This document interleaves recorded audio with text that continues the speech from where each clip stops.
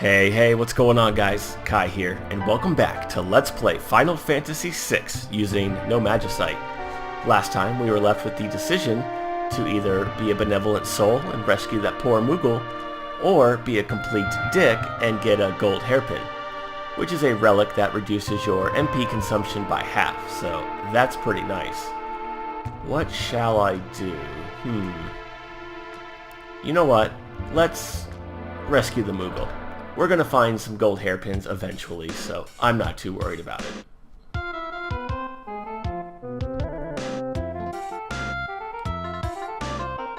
I wonder who this Moogle is anyways. Well, they're human-loving, they're fast-talking, they're street-smart, and they can slam dance. Oh hey, it's our buddy Mog from earlier in the game. Alright. Although he suffers from the same naming fiasco that every character does. That old psycho. Hey, alright! Normally, Mog doesn't become a recruitable character until much later. Although if you do this little side quest here, you can get him in your party as early as you get the airship. Why did you just kill yourself? What, is that some kind of punishment? Well, anyways, I'm sure we'll never see him again. I'll show you for rescuing that Moogle! Alright, so what I want to do now is get Mog in my party, and yeah, he goes right to the airship. So I'm going to take care of that and meet you right outside. Alright guys, we're back, and now we have Mog in our party who is 5 levels higher than my party's average. And that is always the case, regardless of when he joins your party. He always does so 5 levels higher than your average, which gives him quite the advantage when it comes to survivability. I also have him in the back row to reduce physical damage because his special ability, Dance, does not rely on him being in the front row to deal its full amount of damage. And because all of the attacks he uses while dancing are magic-based, you want to give him some earrings to boost his damage. 2 if you don't want to use the sprint shoes.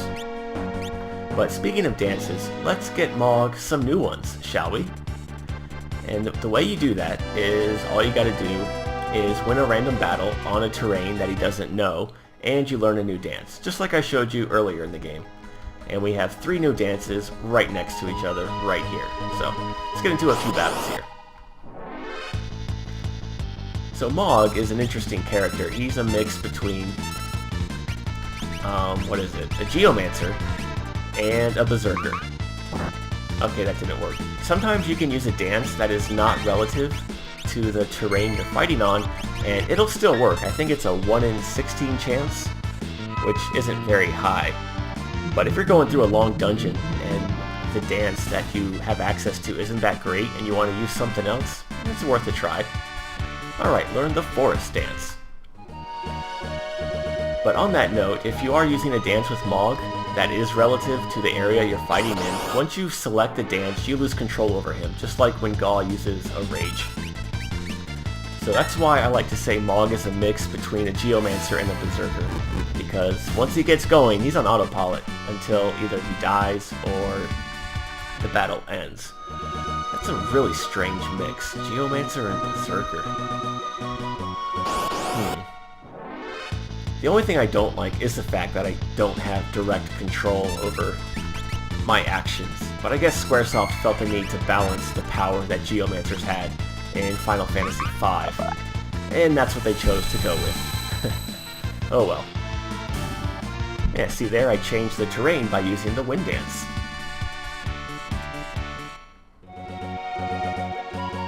Did we learn the desert?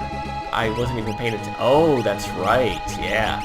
One downside to doing that is because the terrain changes, you don't learn the dance you're trying to learn. Whoops. Forgot about that. Alright, learn the desert dance. For real this time. Let's see, the next one that I want to get is right over here at Mount Colts.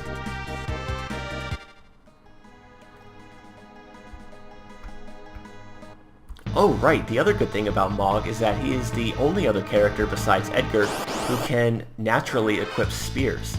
So that makes him a really good candidate for the Dragoon setup, and that's my preferred setup for him later on, but not quite yet. You know what, let's go with a Fireball attack, which will probably not happen. Oh, wow.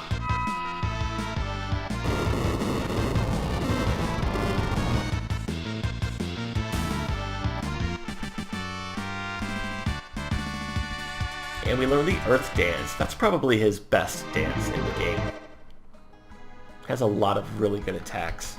And if I didn't mention already, when you do a dance, you randomly choose, well, you don't have to choose, the game chooses randomly which attack to use out of a possible, I believe it's 4 in the pool. And each dance has its own set of abilities that you have access to. Some of them are heals, some of them are straight damage, others are utility, like giving your party vanish. So Mog is pretty versatile. Oh, Hades Gigas.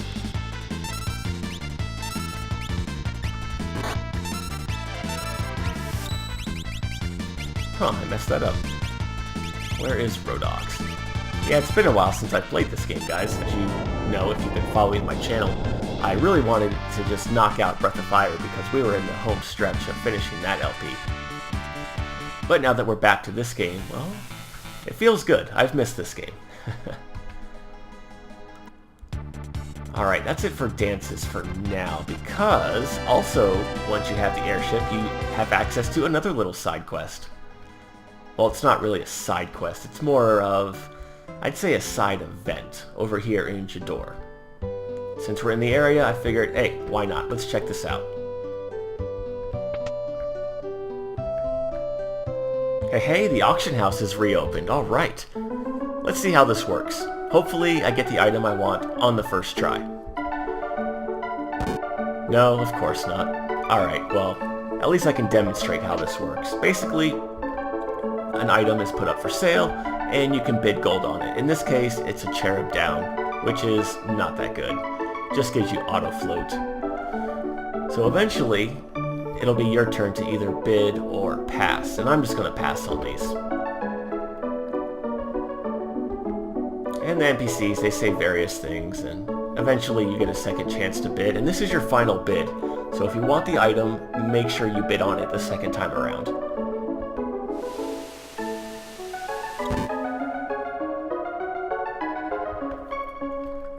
Alright, what I'm going to do is just do this off screen until I get the item that I want, and I'll just bring you guys back here when that happens.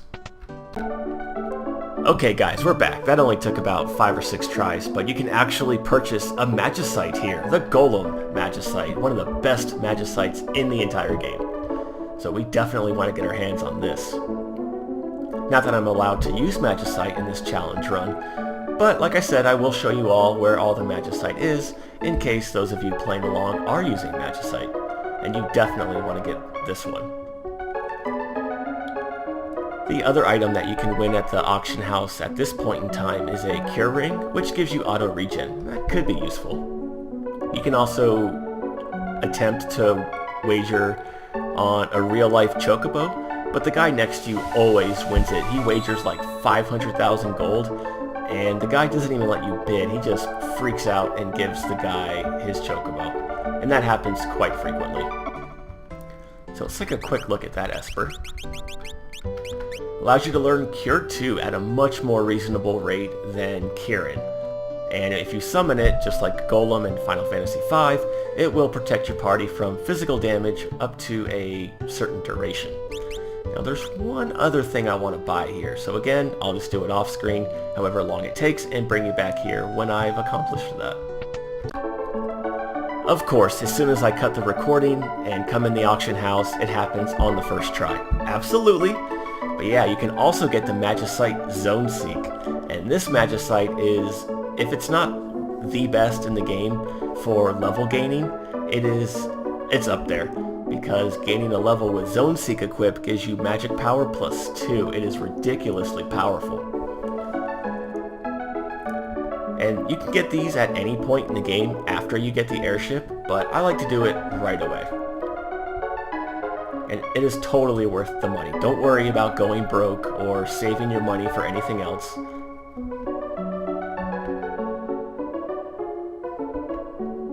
I mean, 10 grand for one of the best espers in the game? That's a steal. Okay, so that's all we can do here at the auction house. Let's see, what else do I want to do before advancing with the plot? Well, there is one more dance we can get for Mog, but it's a little bit out of the way. Alright, I can show this off to you guys. Let's come over here to Triangle Island. There's a very particular enemy that I want to meet up with here. Since we're talking about espers, I figured I should show you guys the best place in the game to learn magic, since it's not from fighting these guys. Besides, I want to fight this monster so I can pick it up as a rage later for Gaw. I know some of you are asking yourselves, well, why do you care about learning magic in a no esper challenge run? Well, that's why. And you know what? If I don't fight him the next time, well, you know the drill.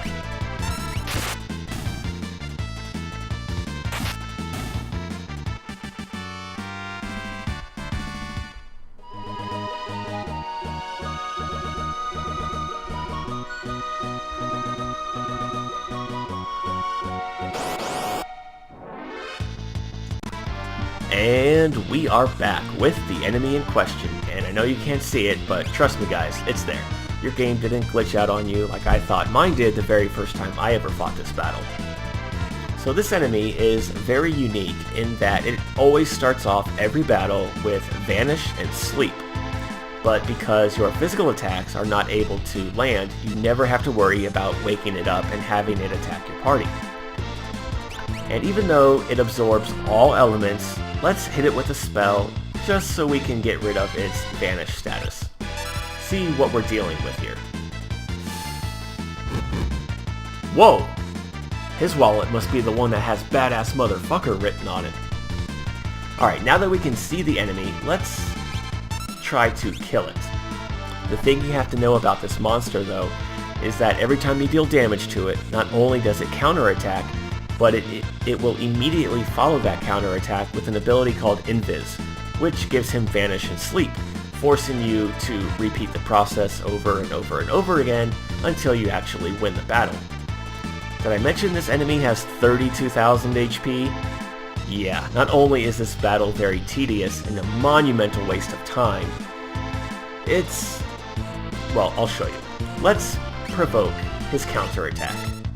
I mean, how bad could it possibly be? Medio. Holy fuckballs. So, how do you effectively and efficiently deal with this monstrosity? With instant death attacks, of course. Come on guys, you know my style. Specifically, you want to use the Rhodox Rage with Gaw because Snare not only kills your opponent, but it will delay their counterattack by 1 round. However, because the battle ends and there is no next round, you never have to worry about Medio. As you can see, for winning this battle you get 10 magic points, which is the most you can get from a single battle in the entire game, even from bosses, making this one of the best places in the game to learn magic. Even better is that you don't get any experience for killing that monster, so you can learn all the spells you want without fear of becoming obscenely over-leveled in the process.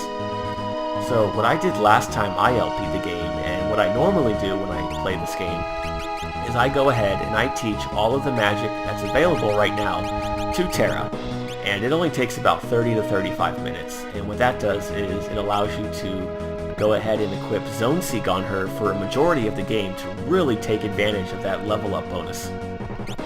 But if that's not your thing, or if you want to learn magic as you go to keep that sense of progression alive, then what I would do is prioritize Bismarck first. That way you can learn the level 1 elemental spells. They're very cost efficient, and they do pretty good damage against enemies with elemental weaknesses. Also, Bismarck gives you Strength +2 when you level up, so you want to give that to your melee characters to start boosting their strength early on.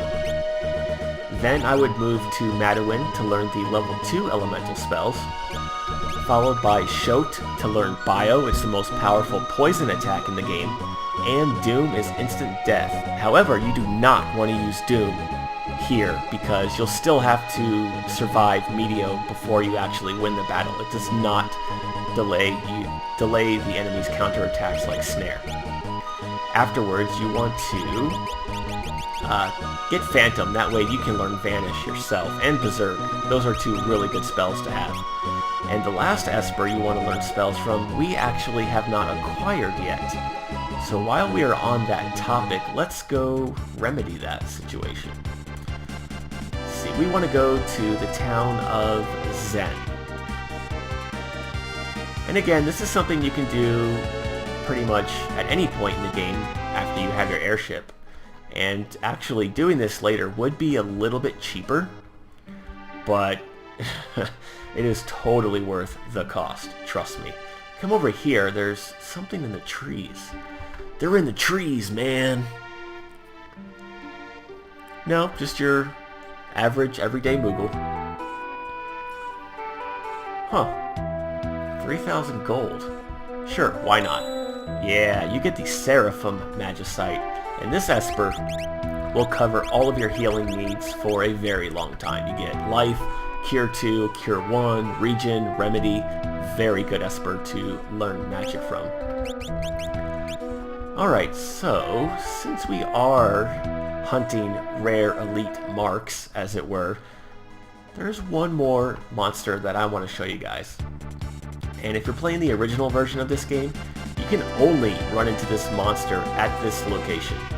So you want to go to the Veldt. Then over here by Barren Falls is a forest, and this is known as Bomb Forest because every battle you fight here is against bombs, except for one. And this is not it, of course. Ah, there we go, the grenade. Clearly a bomb of a higher caliber with its really powerful fire magic. So if you don't have Rhodox, then you're going to want to whittle down his 3000 HP using any ice or water elemental attacks you might have because he is weak to those elements. Or you could use instant death attacks. Alright, go Mog. That enemy isn't as deadly as the Intangier, but it is pretty advanced for our levels, so you gotta be careful there. And yeah, the rewards are not worth it at all, but I thought I would showcase that rare enemy for you guys anyways. And if you're one of those people that care about completing your bestiary, and you're playing on the Game Boy Advance or mobile versions of the game, then you can meet up with them in one of the bonus dungeons, as well as any enemies you may have missed at the Phantom Train. If not though, then you'll want to fight them here. Alright, now let's pick up the last dance that's available for Mog. And to do this, we're going to go to the Serpent Trench. Forgot what it was called for a second. So all you gotta do is come over here, jump down into the water, fight a battle underwater, and you'll learn the dance. And if you're playing this on the original version of the game, again, this is the only time that, or the only way that you can do this. Aside from going to the Leet River and doing it that way, but I think getting back to your airship is much more of a pain in the ass. So I prefer this method, and I'm going to take care of this in between episodes, and I'll just meet you guys back here next time at Nikea. But until then, as always, thank you guys for watching, and I hope you have a good day. Take care.